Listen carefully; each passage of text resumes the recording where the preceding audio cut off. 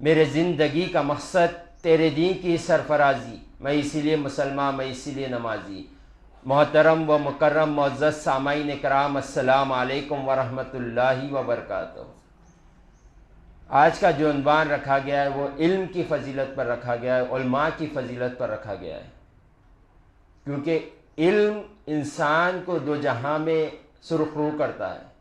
علمی ہے جسے حاصل ہو جاتا ہے اسے انسان کہا جاتا ہے، اور جسے حاصل نہیں ہوتا ہے اسے جانور سے بدتر کہا جاتا ہے۔ علمی ہے جو انسان کو عزت کا تاج پہناتا ہے۔ حضور پاک صلی اللہ علیہ وآلہ وسلم نے مولا کائنات حضرت علی رضی اللہ تعالیٰ عنہ سے کہا تھا، اے علی، اگر کوئی ایک شخص تم سے ہدایت پا جائیں، تمہارے کہنے سے اگر کوئی ایک شخص بدل جائے، اللہ اور رسول کا فرما بردار ہو جائے، تمہارے لیے دنیا و ما فیہا سے بہتر ہے۔ یعنی تم کوئی بات کہو نصیحت کی، تم اسے اللہ کی طرف بلاؤ، تم اسے نیکیوں کی طرف بلاؤ، اگر وہ سنبھل جائیں یا سدھر جائیں تو تمہارے لیے دنیا و ما فیہا سے بہتر ہے۔ تمہیں دنیا دے دینا بہتر ہے، اس سے بہتر ہے ایک شخص کو تمہارے ذریعے ہدایت دے دینا۔ اتنی بڑی فضیلت ہے علم سیکھنے اور سکھانے کی۔ حضور پاک صلی اللہ علیہ وآلہ وسلم نے ارشاد فرمایا، اگر کوئی ایک شخص علم کا ایک باب سیکھتا ہے اور وہ دوسروں کو سکھاتا ہے تو اللہ تعالیٰ اسے 70 صدیقین کا ثواب عطا فرماتا ہے۔ روئے زمین پر انبیاء کے بعد جو سب سے بڑا مقام ہے وہ صدیقین کا مقام ہے۔ کوئی صدیق بن جاتا ہے تو بڑی بات ہوتی ہے، مگر کوئی ایک علم کا باب سیکھتا ہے اور سکھا دیتا ہے تو اللہ تعالیٰ اسے 70 صدیقوں کا ثواب عطا فرماتا ہے۔ یہ علم سیکھنے اور سکھانے کی فضیلت ہے۔ حضور پاک صلی اللہ علیہ وآلہ وسلم نے ارشاد فرمایا، کوئی اللہ کی رضا کے لیے عالم بن جائے اور اس پر عمل کرے اور لوگوں تک پہنچائے تو فرشتے آسمان میں فرشتوں کے نزدیک اور اللہ اور رسول کے نزدیک وہ شخص عظمت والا ہو جاتا ہے، اسے عظیم کہا جاتا ہے، یعنی عزت دار کہا جاتا ہے، عظمت والا کہا جاتا ہے۔ اللہ اور رسول کے نزدیک وہ شخص عزت دار ہے، وہ شخص بلند مقام مرتبہ والا ہے جو علم سیکھے اور اس پر عمل کرے اور دوسروں تک پہنچائے۔ ہم آج نہ علم سیکھتے ہیں، نہ علم پہ عمل کرتے ہیں، نہ لوگوں تک پہنچاتے۔ ہمارا حال یہ ہو گیا، اللہ ماشاء اللہ، جسے اللہ توفیق دے دے۔ تو ہمیں چاہیے کہ علم سیکھے اور اس پر عمل بھی کرے اور لوگوں تک بھی پہنچائے۔ حضور پاک صلی اللہ علیہ وآلہ وسلم نے ارشاد فرمایا، اگر کوئی علم سیکھتا ہے اور وہ دوسروں تک نہیں پہنچاتا ہے تو کل قیامت کے دن اللہ تعالیٰ اسے آنکھ کا توق ڈالے گا اس کے گلے میں۔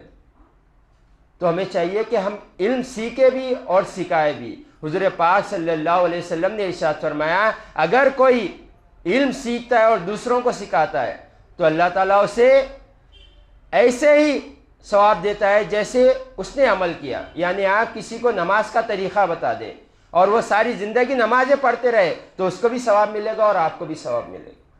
تو ہمیں چاہیے کہ ہم بھی علم سیکھیں اور دوسروں کو بھی سکھائیں۔ حضور پاک صلی اللہ علیہ وآلہ وسلم علم کو سب سے زیادہ پسند فرمایا کرتے تھے، عبادت سے زیادہ علم سیکھنے کو ترجیح دیا کرتے تھے حضور پاک صلی اللہ علیہ وسلم۔ ایک بزرگ سے پوچھا گیا کہ سب سے زیادہ امت محمدیہ سے محبت کون کرتے؟ تو آپ نے کہا حضور پاک صلی اللہ علیہ وسلم کی امت سے سب سے زیادہ علماء اکرام محبت کرتے، حتیٰ کہ ماں باپ سے زیادہ محبت کرتے۔ تو انہوں نے پوچھا یہ کیسے، ماں باپ سے زیادہ کون محبت کرتا ہے؟